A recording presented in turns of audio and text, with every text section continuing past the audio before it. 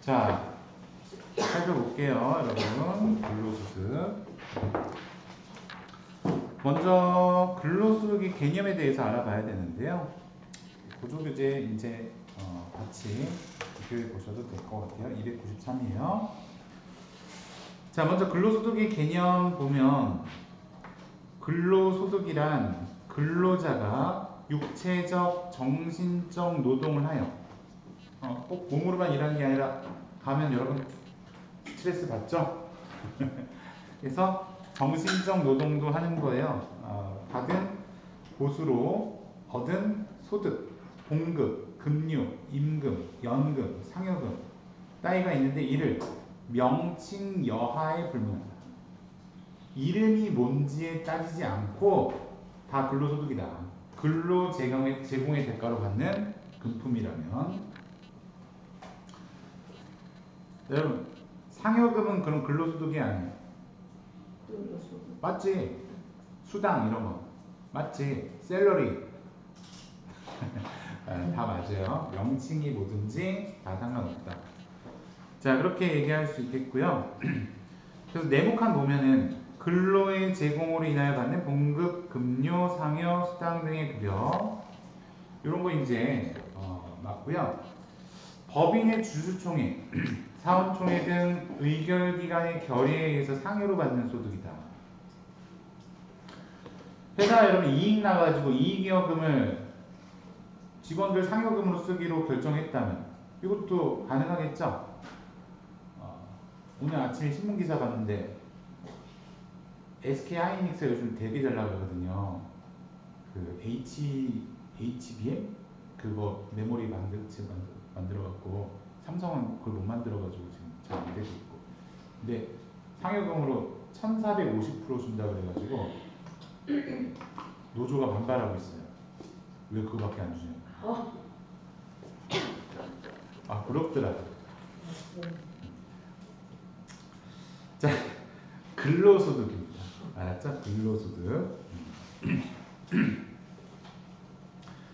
자, 그 다음에 법인세법에 의해서 상여로 처분된 금액이다. 인정상여. 이거 어제 얘기한 거 기억나시죠, 여러분?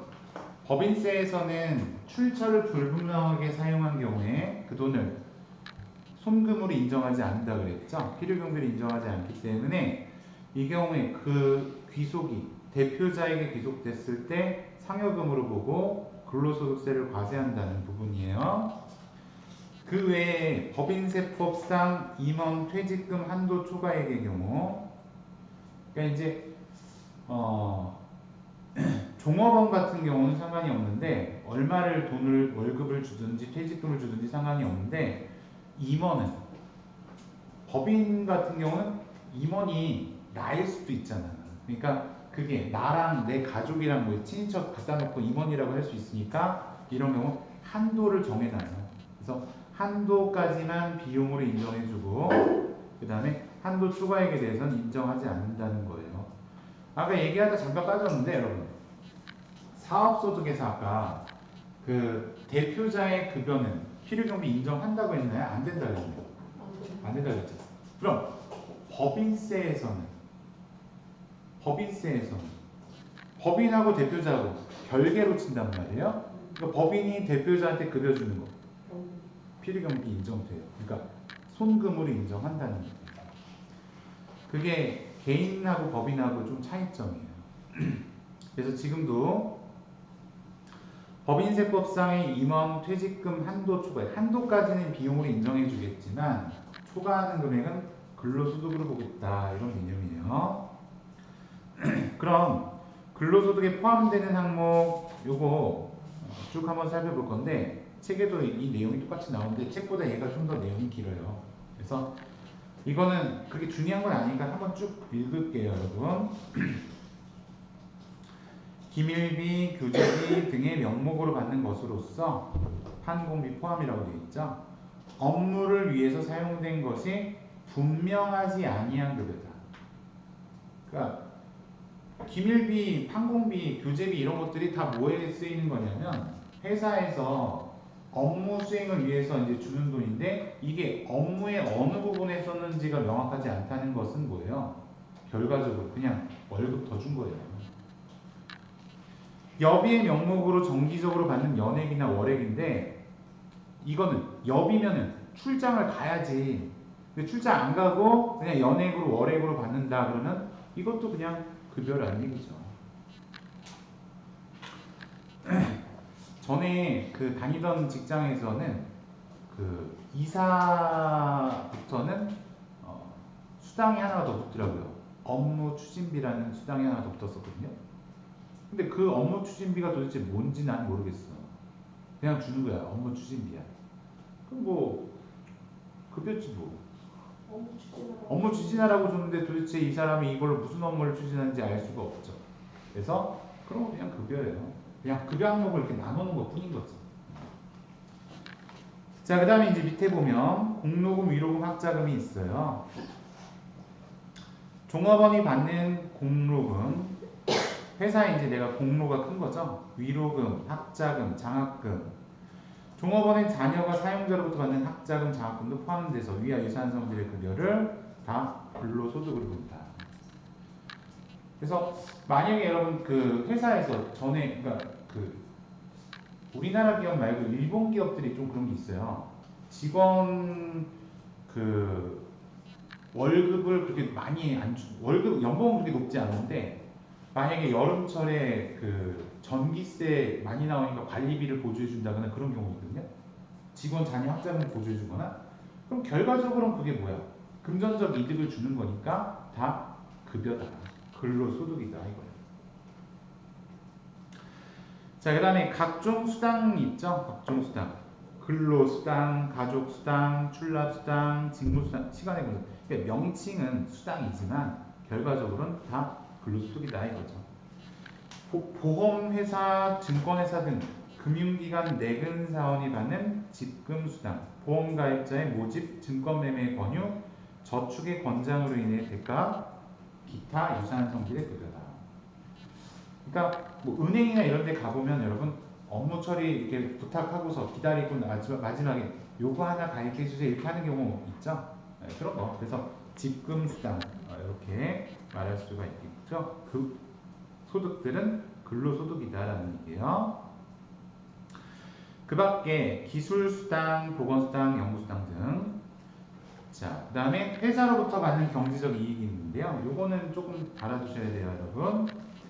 출자 임원이 주택을 제공받음으로써 얻는 이익이다.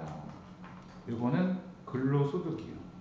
출자 임원이라는 것은 내가 그 회사의 주주죠, 주주이면서 임원이야.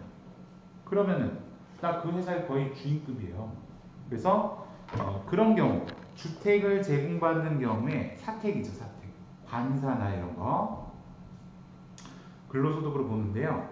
다만 비출자 임원, 그러니까 출자 안 한 임원은 제외죠. 비출자 임원이나 소액주주 임원, 종업원 이런 사람들은 사택을 제공받음으로써 얻는 이익은 근로소득으로 과세하지 않는다는 거예요. 그래서 출자 임원에 대해서는 근로소득, 비출자 임원이나 종업원 같은 경우는 근로소득을 보지 않고 과세하지 않는다. 기숙사나 관사 이런 것들을 제공받았을 때를 말한다. 이렇게 보시면 되겠고요. 모든 종업원이 주택자금을 저리 또는 무상으로 대여받음으로써 얻는 이익이다. 그래서 중소기업 종업원의 주택 구입, 임차 자금 대여 이익은 비과세 근로소득으로 본다. 그렇죠? 그러니까 만약에 여러분 내가 그 전세 재계약을 한다거나 집을 사야 되는데 돈이 모자라는 경우 있죠. 대출도 안 나와. 그러면 회사가 대출해주는 경우도 있어. 사내 대출. 그러면 이런 경우 회사가 대출해주는데 시중보다 더 금리 비싸게 해주면 그럼 날 안 하려고 그럴 거 아니야. 그래서 넌 회사 직원이니까 내가 좀 싸게 해주거나 무이자를 해줄게. 만약에 그랬다면은 시중보다 낮은 금리면 사실상 회사는 그 돈을 손해보는 거죠. 손해보니까 이런 경우는 그것으로 발생하는 이익이 다 그 직원에게 간 것으로 보고 근로소득으로 봐야 된다는 건데 다만 중소기업 종사자의 경우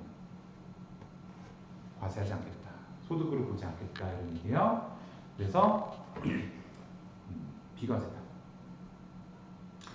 그 다음에 종업원이 보험계약자이거나 종업원 또는 그 배우자, 가족을 보험 수익자로 하는 보험과 관련된 사용자가 부담하는 보험료. 그러니까 종업원 단체 보험이나 회사가 종업원한테 보험가를 지켜주는 경우가 있을 수 있죠. 이런 경우는 그것은 근로소득으로 봐야 된다는 뜻이에요. 그 밖에 임원 또는 사용인이 회사로부터 주식 매수 선택권을 부여받아 이를 재직 중에 행사함으로써 얻는 이익이다. 주식 매수 선택권을 우리가 보통 스톡옵션이라고 부르는데, 스톡옵션 제도, 그게 뭐냐면 우리 사주를 싸게라고 할 수는 없고 이제 정해진 금액으로 살 수 있는 권리를 말해요. 그래서 주식 매수 선택권이다.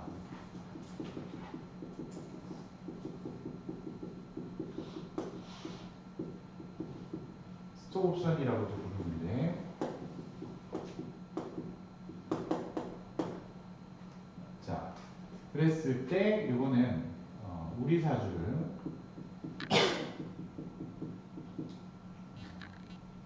사전에 정해진 금액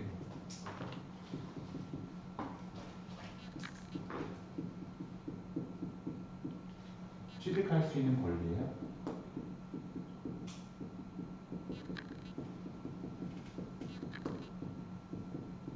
그래서 주식 가격이 이렇게 계속 변동이 있으니까 이거를 좀 싼 가격에 내가 취득을 해서 나중에 그 비싸게 팔면 이익을 보겠죠. 그래서 요거는 권리 행사를 재직 기간 중에 행사했다. 재직 기간 중에 행사했다. 재직 중 행사했다. 그러면 이거는 직장 다니면서 돈 번 거라고 해야 되니까 이거는 근로소득이 되고, 그 다음에 퇴직하고 나서 행사했다. 난 이제 더 이상 이 회사 안 다녀요. 그래서 퇴직 후 행사했다. 이거는 기타 소득이 돼요. 그래서 권리 행사를 어느 시점에서 했는지에 따라서 다르다.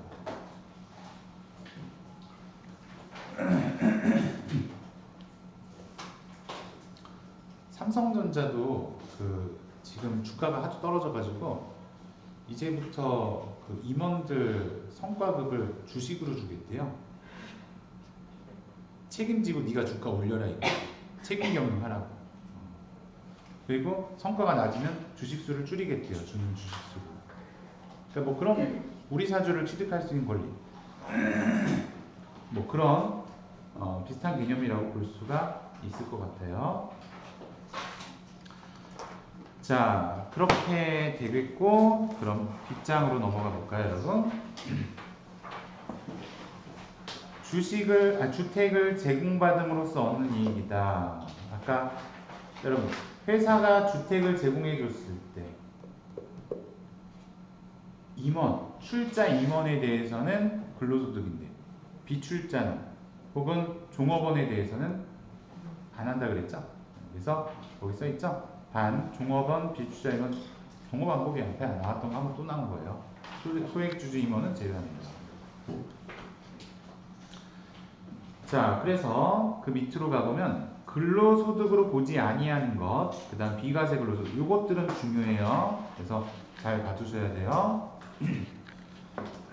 근로소득으로 보지 아니하는 것, 뭐가 있나 보니까 첫째, 경조금. 사업자가 사용인에게 지급한 경조금 중 사회통념상 처당하다고 인정하는 금액입니다. 지난번에 한번 얘기했는데 여러분, 경조금은 사회통념이 얼마인지 딱 금액적으로 정해져 있지는 않는데 통상 20이라고 그랬죠? 통상.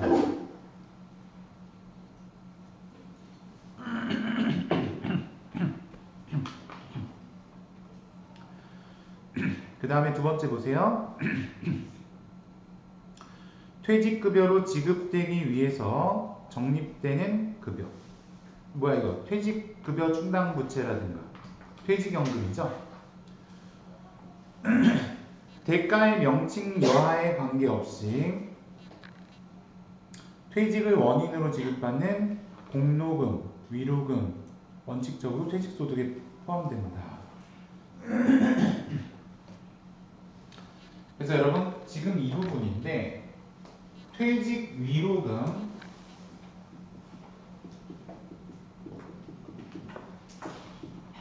퇴직 공로금 이런 것들 있죠. 위로금 뭐예요? 또 앞으로 좀 쉬어야 되니까 위로금식으로 주는 거. 보통 은행이 이런 거 많이 주죠. 위로금.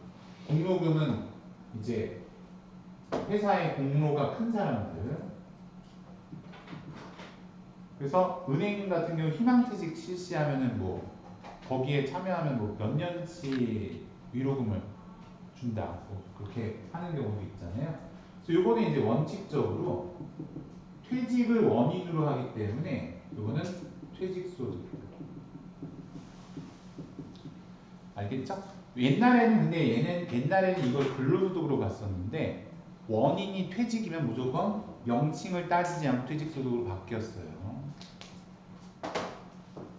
근데 참 이런 얘기도 해야 되는지 싶은데 시험 문제 같은 거나 여기 책 뒤에 문제들을 이렇게 풀다 보면은 이런 문제를 본 적이 있어요.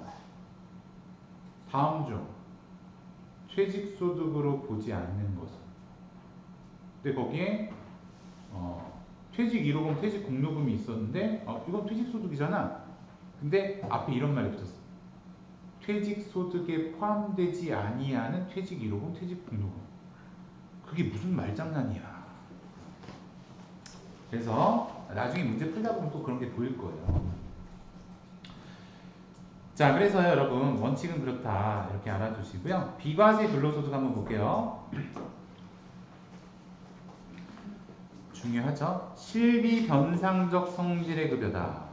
실비변상이 뭐야? 내 돈 썼으니까 다시 회사에서 좀 다시 돌려주세요 이거죠. 야, 내가 이거 업무할 때 내가 내 돈 썼거든? 내 카드 긁었거든? 그러니까 좀 다시 줘. 청구한 거죠? 그래서 일직료, 숙직료 또는 여비로서 실비변상 정도의 금액이다. 뭐 일직이나 숙직 같은 건 여러분 그 직장에서 거의 뭐 숙직을 해야 되는 경우가 있을 수 있는 거잖아요. 그래서 그런 경우 내 실비 쓴 거를 나중에 정산받을 때 이런 거는 비과세다. 급여를 안 치겠다 이거죠. 그다음 2번 이거는 매우 중요해요. 매우. 자가운전 보조금 월 20만 원 이내다. 자가운전이니까 여러분 자 조건을 봐야 돼요. 조건. 무조건이 아니라 조건이 있어요. 종업원이 소유 차량을 이게 지 명의라는 얘기예요. 소유 자기 명의의 차량을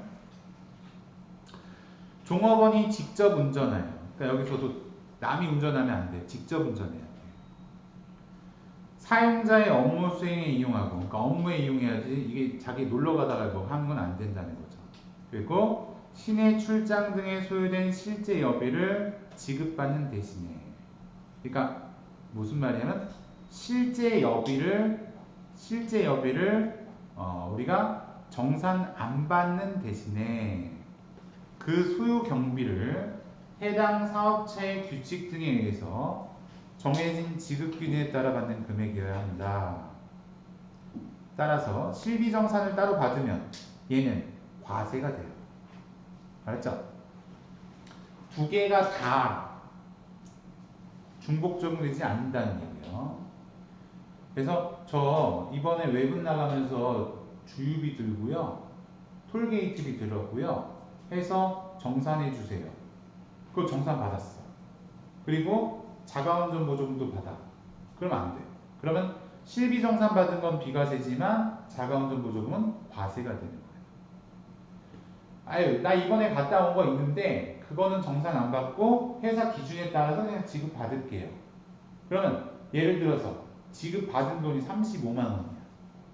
그러면 20만 원 한도니까 20만 원까지는 비과세, 15만 원 과세. 괜히 이따가 다시 한번 또 살펴볼게요. 선원이 받는 승선수당, 경찰 공무원이 받는 함정근무수당, 항공수당, 소방공무원이 받는 함정근무수당, 항공수당, 화재 진화수당 월 20만 원입니다. 근데 이건 여러분 뭐 그게 있는 건 알겠는데 경찰 공무원이나 소방 공무원인 가능성이 별로 없죠. 그건 특수직이잖아. 그래서 그냥 이거는 참고만 하세요. 밑에 것들은 초중등 교육법에 의한 교육기관의 교원이 받는 연구보조비, 방송 20만 원, 방송통신 신문사 등의 기자가 받는 취재수당 20만 원, 이런 것들은 다 20만 원 비과세다. 그 다음에 중요한 게 이제 생산직 근로자의 연장 근로수당이에요. 이것도 꼭 체크해 두세요. 비과세 요건을 보면 생산직이니까 공장 또는 광산에서 근로를 제공하는 생산 및 관련 종사자, 어업 종사자, 돌봄 서비스 종사자, 미용, 숙박, 조리, 음식, 매장 판매 등 관련 서비스 종사자. 이것도 다 생산직으로 인정이 되는 거예요, 여러분. 예전에는 공장하고 광산만 있었는데 지금은 이런 업종들까지 확대가 됐어요. 그래서 관련 종사자 등이 받는 초과근로수당이니까, 초과근로수당은 뭐예요? 야근하거나 휴일에 나와서 근로하는 경우겠죠. 근데 여기서 중요한 건 조건이죠. 니은 직전 연도 총 급여액이 3천만 원 이하이면서 월정액 급여가 210만 원 이하인 경우다. 알죠? 작년도, 전년도에 내가 연봉액이 3천 이하이면서 이번 달 월정액 급여가 210만 원 이하일 때 적용받아요. 그랬을 때 월정액 급여는 거기 밑에 보시는 것처럼 급여 총액에서 상여 등 부정기적인 급여 같은 거, 그러니까 예를 들면 떡값 같은 거, 명절 수당 이런 거 빼고, 실비 변상 성질의 급여 빼고, 연장 야간 휴일 근로 수당 같은 거 빼고, 이런 것들은 특별한 상황에서만 발생하는 거니까 정기 급여가 아니죠. 그래서 그런 것들 빼고 월정액 급여가 210만 원 이하일 때 적용받을 수가 있다. 통상 급여에 가산하여 받는 연장 근로, 휴일 근로, 야간 근로 수당이어야 되고, 비과세되는 금액은 광산 근로자나 일용 근로자 같은 사람들은 전액이에요. 전액. 일반적인 생산직인 경우는 연간 240일, 연간. 그럼 여러분, 연간 240은 한 달에 얼마 정도예요? 한 달에 20 정도죠? 20. 월에 20이 아니라 연간 240이에요. 그게 무슨 말이냐면, 예를 들어서 내가 210만 원 넘는 달이 있어. 그럼 그 달은 나 못 받아. 근데 그 다음 달에 그냥 210이 안 돼. 근데 연장 근로수당으로 한 30만 원, 40만 원 받았어. 그럼 그거 해주겠다. 연간으로 따지면. 알겠죠? 월에 20이 아니란 얘기예요. 그래서 연간으로 240이다. 꼭 알아두세요. 37에 9구단 아래 37에 21 3000에 210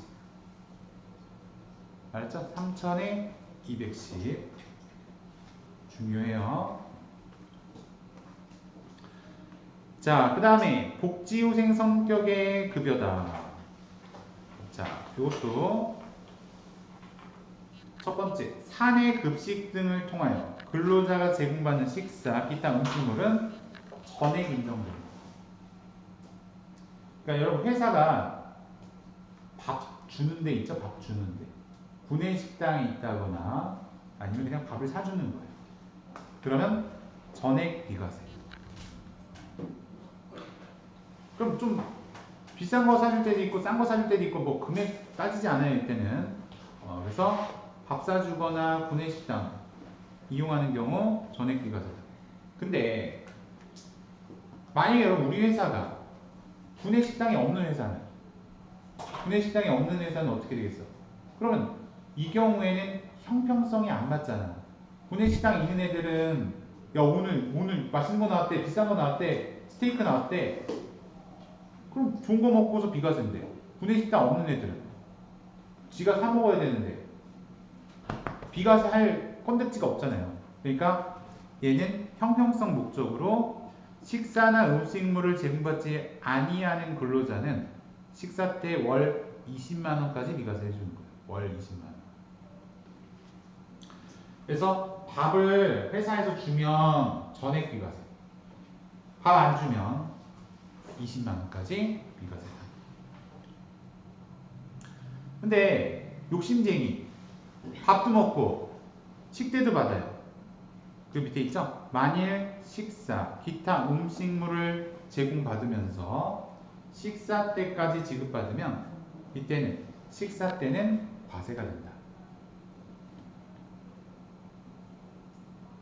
이거는 한 20년간 10만 원에서 최근에 20만 원을 올려준 거예요. 이것도 알았죠? 그래서 많이 오른 거예요. 이것도. 자, 그 다음에 주주가 아닌 임원이 아닌 종업원이 받는 사택 제공이 아까 이거 나왔던 거고, 중소기업 종업원이 주택구의 임차 자금을 저리로 대여받을 수 발생한 이익, 이것도 아까 나왔던 거죠. 단체 순수 보장성 보험 및 단체 환급부 보장성 보험은 70만 원 이하의 보험이요. 그러니까 직원 보험 가입시켜주는 경우를 의미한다고 볼 수 있겠습니다. 중요한 건 식대예요, 식대. 자, 그 다음에 기타 비과세 근로소득 살펴볼 건데요. 각종 법률에 의해서 받는 금액이 있는데 산업재해 보상보호법에 의해서 지급받는 요양급여, 휴업급여, 장애급여, 유족급여 및 장의비, 그러니까 산재에서 받는다는 거니까 다치거나 사망한 경우에 해당하는 거죠. 또는 근로의 제공으로 인한 부상, 질병 또는 사망과 관련하여 근로자나 그 유족이 지급받는 배상, 보상 또는 위자료의 성질이 있는 급여다.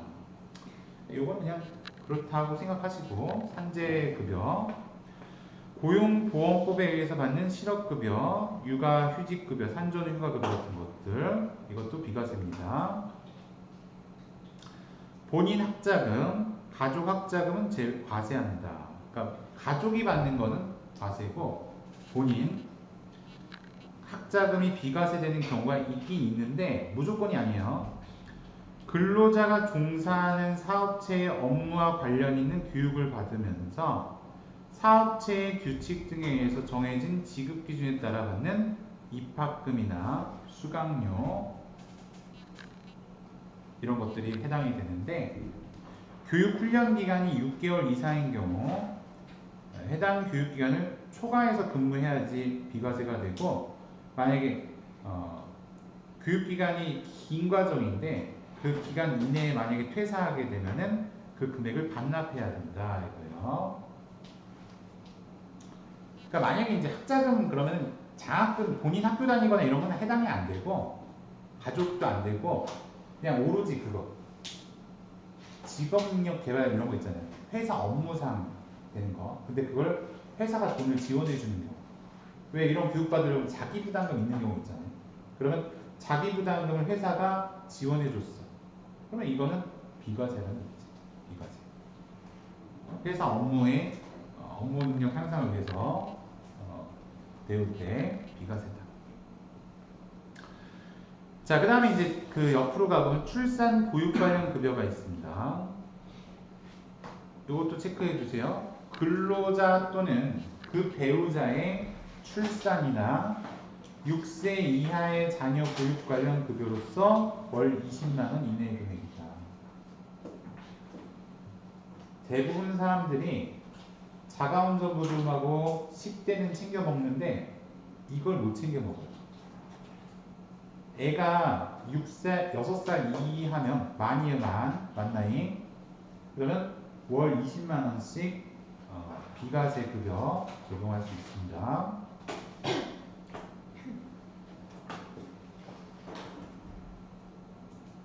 자, 그 다음에 육아비 근로시간 단축급여에 대해서 비과세한다.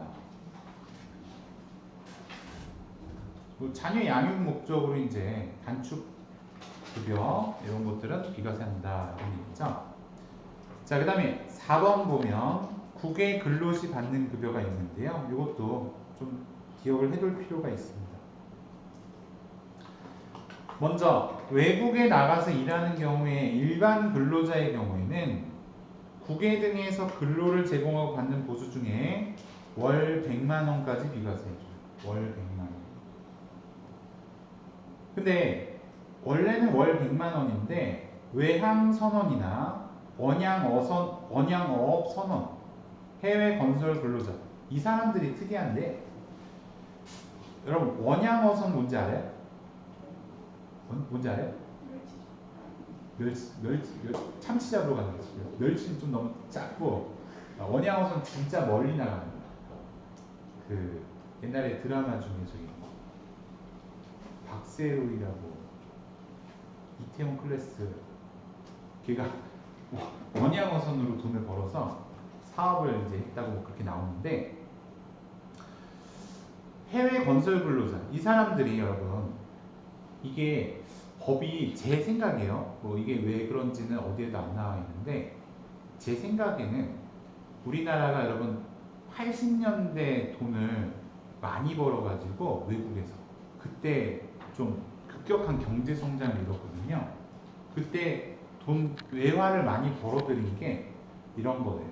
외국에 사우디 이런 데 가가지고 사우디 건설붐이 일어나고 거기다 건설했을 때 또 원양어선 외국에 나가서 원양어선 이런 걸로 돈을 많이 벌어왔는데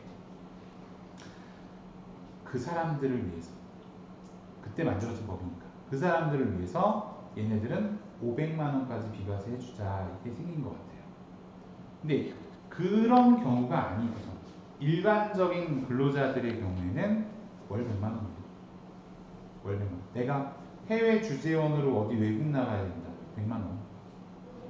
근데 해외 건설업이나 또 원양어선업 이런 경우는 500만 원까지 비과세가 됩니다. 월로. 제가 듣기로는 원양어선 이런 거 하면 돈이 굉장히 많이 번대요. 상상 이상. 왜 많이 번지 알아요?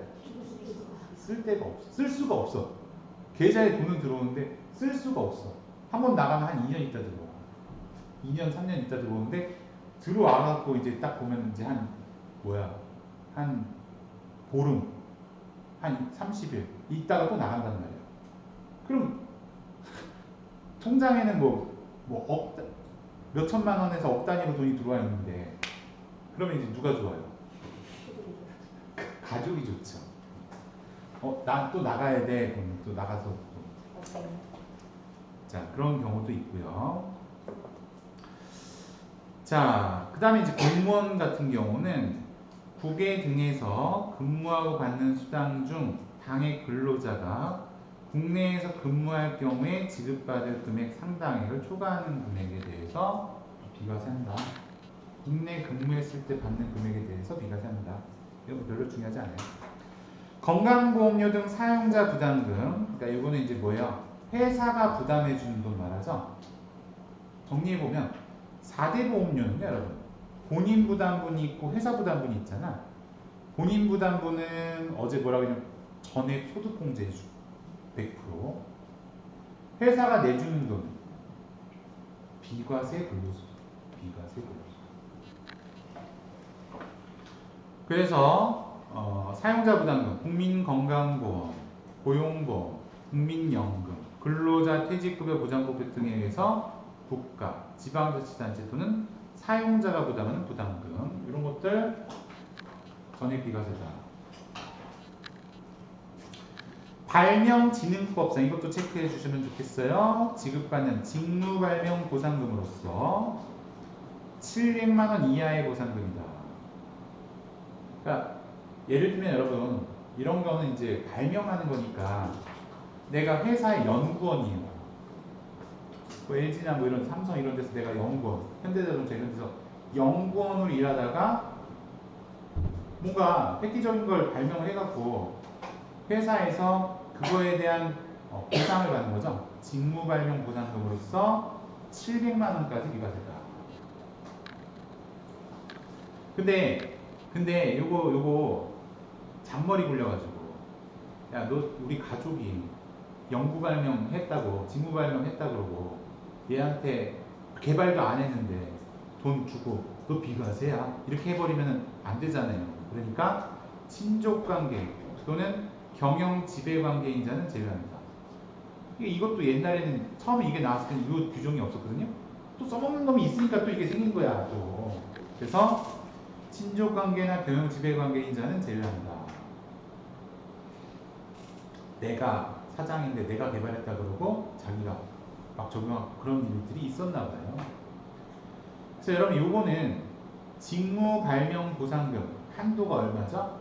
700비과세인데 근로기간 중에 받으면 비과세 근로소득 700, 퇴직하고 받으면 비과세 기타소득이요. 비과세 기타소득. 비과세 하도 많아가지고 쭉 살펴봤는데 근데 이걸 다 기억할 수도 없고 그래서 중요한 거를 추려서 기억해야 된다고 얘기했는데 세부적으로 다시 한번 확인할게요. 여러분 교재 294를 보세요.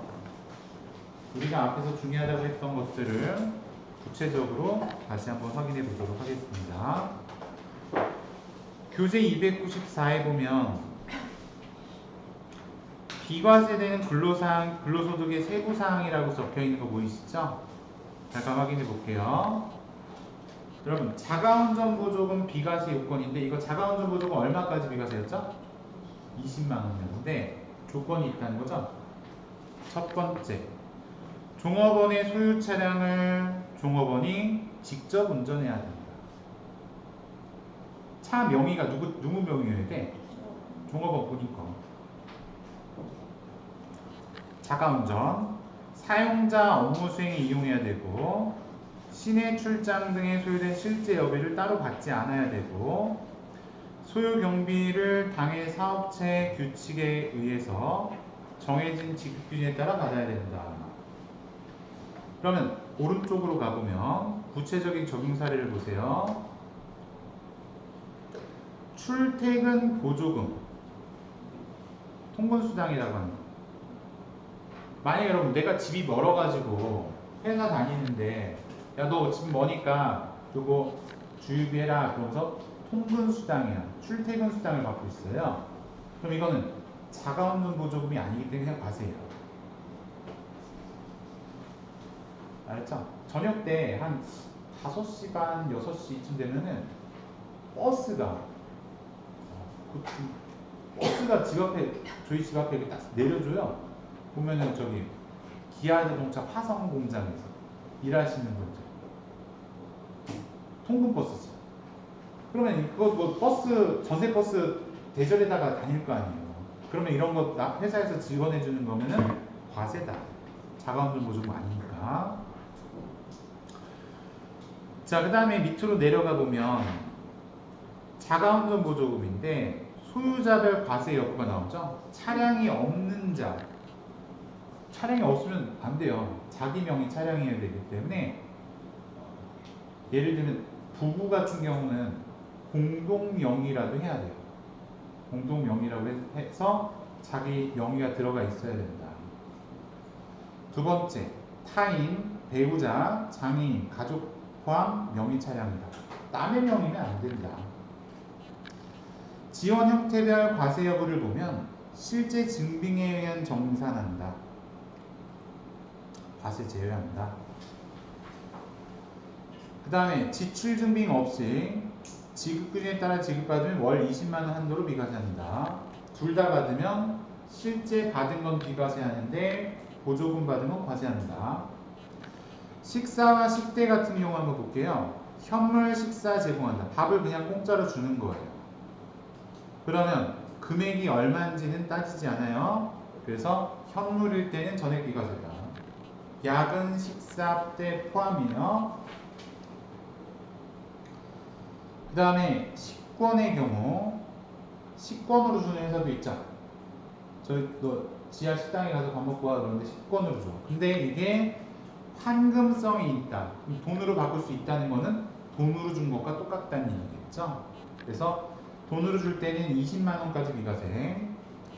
근데 이거는 돈으로 못 바꾸는 거다. 그냥 없어지는 거다. 그러면 그냥 전액 비과세가 되는 거죠. 돈으로 주는 경우 식대는 월 20만 원까지 비과세고 현물, 식사, 식대를 모두 지원한다. 그럼 식대는 과세다. 근데 이거 특이한 건데 2개 이상의 회사로부터 식대를 수령한다. 꿀돼지야? 그래서 식대를 2군데서 받는다. 그러면은 각 회사에서 지급받는 식대를 합한 금액을 기준으로 월 20만 원까지 비과세다. 그러니까 중복 적용이 안 된다는 얘기겠죠. 그래서 한 군데만 이런 경우는 한 군데만 비과세하고 나머지는 그냥 식대 없이 그냥 수당 없는 걸로 그냥 하는 게 맞겠죠. 시간의 근무 수당 과세 여부를 보면 이건 생산직에 대해서 적용한다 그랬고 생산직 근로자여야 한다. 그 다음에 월정액 급여가 210만 원 이하여야 된다는 거, 직전요도 총급액이 3천만 원 이하여야 된다는 거, 이 2개는 꼭 기억하고 있어야 돼요. 3천에 210 맨날 물어볼 거예요. 맨날은 아니고 틈나면. 근로기준법에 따른 연장근로, 야간근로, 휴일근로를 알고 통상임금에 더해서 받는 금액이다. 자, 그 다음에 월정액 급여는 급여 총액 상여 같은 거, 실비연상급여, 비과세 연장근로수당을 제외한 금액이다. 생산직 근로자, 일반 근로자는 야근하거나 연장근로하면은 과세예요, 과세. 근데 생산직은 210만원 이하일 때 비과세 240 연간. 근데 광산근로자, 일용근로자는 아까 전액 비과세라고 했죠. 그 다음에 210만원 넘어가면 야근에도 과세다. 그렇게 구체적으로 봤어요. 더 안 봐도 되겠고 이제. 자, 그러면 이제 근로소득의 과세 방법 이걸 봐야 되는데 잠깐 살펴보도록 하겠습니다. 자, 37페이지 보조교실 다시 오셔서 근로소득자의 경우 만약에 여러분 근로소득자이면서 다른 소득이 있는 사람이라면 종합과세가 되는 거예요. 그래서 종합과세 소득이라고 적혀있는 거죠. 다른 소득까지 있으면 합산해서 과세한다 이런 얘기인데, 매월분의 급여 또는 상여 지급 시 근로소득 간이 세액표에 의하여 소득세를 원천 징수한다. 지금 만약에 여러분 인터넷에다가 근로소득 간이 세액표라고 치면 나와요. 한번 볼까요? 근로소득 간이세액표다.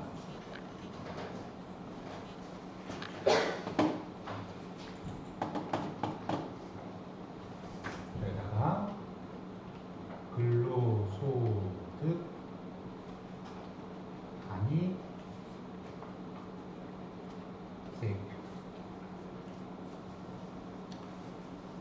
그러면 이렇게 국세청에서 고시하고 있는 간이세액표가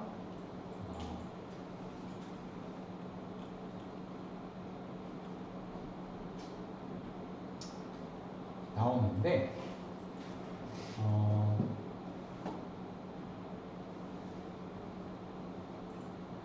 다운을 받아야 돼요. 설마 로그인? 로그인 하기 싫은데 지금 다른 걸 검색할게요, 여러분. 여기 보이죠? 2014년 조건이에요. 그래서 요거 그냥 잠깐 보여드리면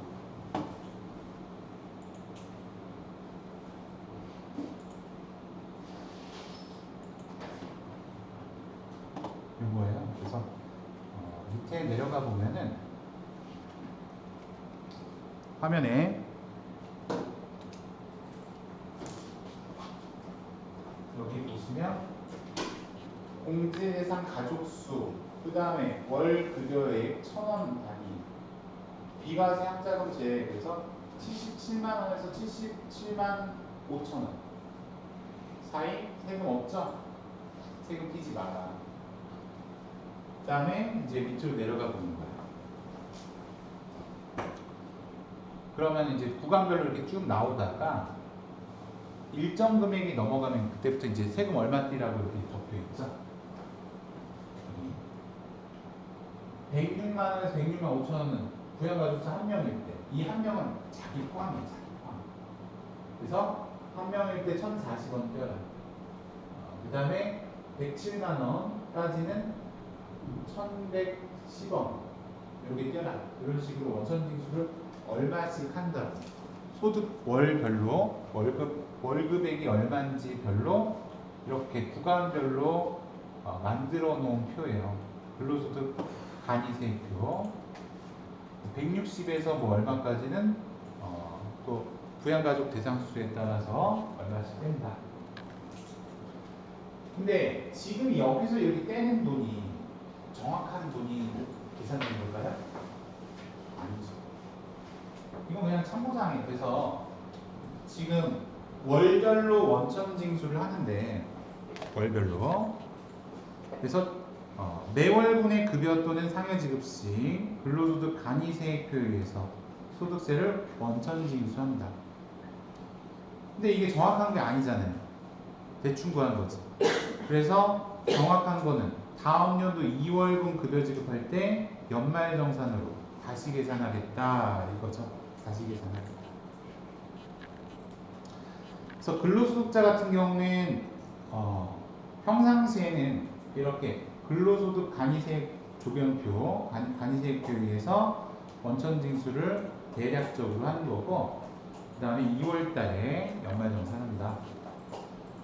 참고로 여러분 지급 명세서라고 하는 것을 우리는 제출을 해야 되는데 회사에서 이거는 제출하는 시기에 대해서 알아두면 좋을 것 같아서 적어놨는데 이게 뭐냐면 회사가 직원들한테 원천징수를 했다가 나중에 소득세를 언제 납부한다고 그랬죠? 원천징수한 거는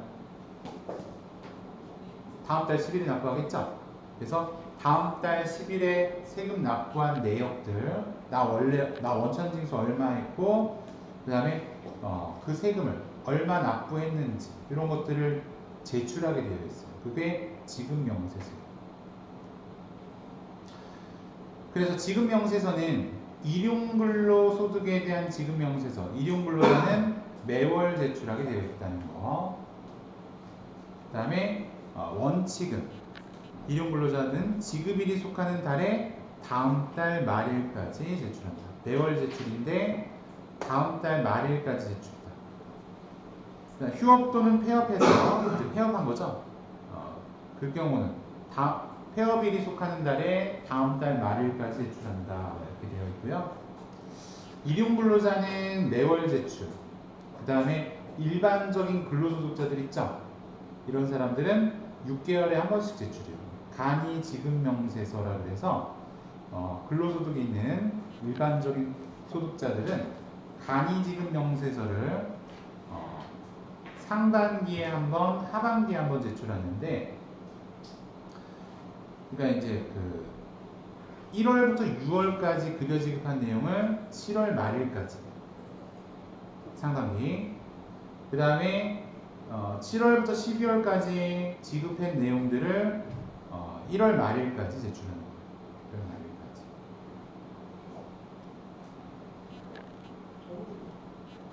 국세청입니다.